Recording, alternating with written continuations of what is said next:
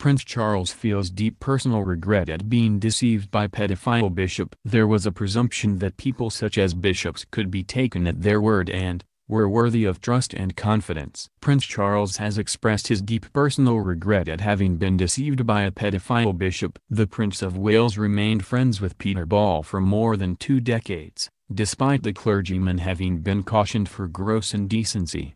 A statement from Charles was read to the Independent Inquiry into Child Sexual Abuse, ICSA, on Friday, as a 5-day case study into how allegations against the former Church of England bishop were handled comes to a close. During his time in the clergy, Ball boasted of his links to royalty and was said to be a confidant of Charles. Ball, who is now 86, accepted a caution for 1 count of gross indecency in 1993 and resigned due to ill health. But it was not until 22 years later that he finally admitted his crimes and was jailed for sexually abusing 18 young men over 30 years. Charles said Ball told him his resignation as Bishop of Gloucester had been prompted by an indiscretion, but the prince said, "When this exchange took place, I did not know about the nature of the complaint." He also said, in a 6-page statement read by counsel to the inquiry Fiona Scolding, that he had not appreciated the meaning of a caution and that at the time the word of a bishop was generally seen as trustworthy.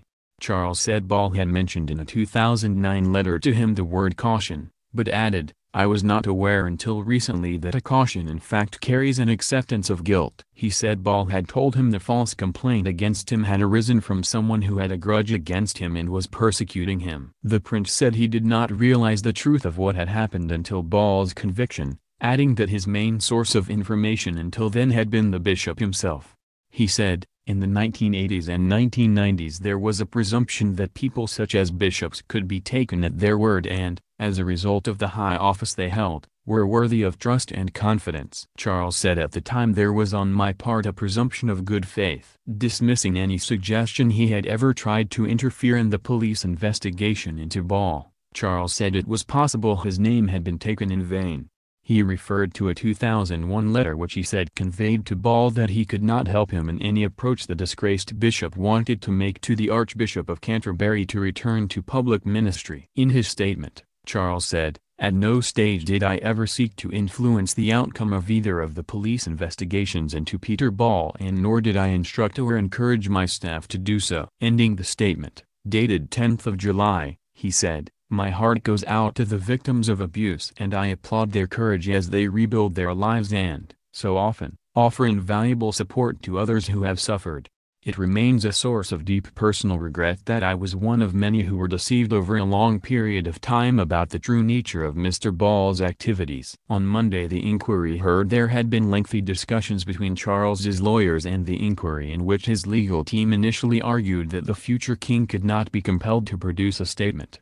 Clarence House has since said Charles was willing to help the inquiry and had voluntarily answered all questions asked of him. Extracts from a series of letters between Ball and Charles were also read to the inquiry at the hearing in London on Friday. In one letter in 1995, Charles wrote that he wished he could do more. He wrote, "I feel so desperately strongly about the monstrous wrongs that have been done to you and the way you have been treated." Another letter from Charles in 1996 referred to the process of getting a Duchy of Cornwall property for Ball and his brother Michael, Bishop of Truro.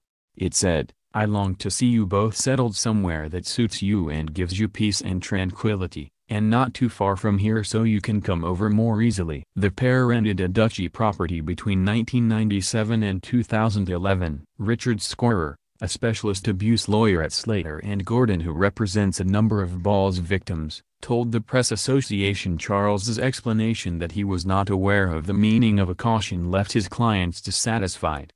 He said, "Prince Charles had access to the best legal advice that money can buy and, as a man in his position, a particular responsibility to check the facts. It is difficult to see his failure to do so as anything other than willful blindness." His evidence, together with that of Lord Carey, the then Archbishop of Canterbury, and other establishment figures who have given evidence this week, will do little to dissuade survivors from the conclusion that the British establishment aided and protected Ball and even now have failed to give a transparent account of their actions. Ball was released in February last year after serving half of his 32-month sentence behind bars. The former Bishop of Lewes and Gloucester is too ill to give evidence in person, the inquiry has heard.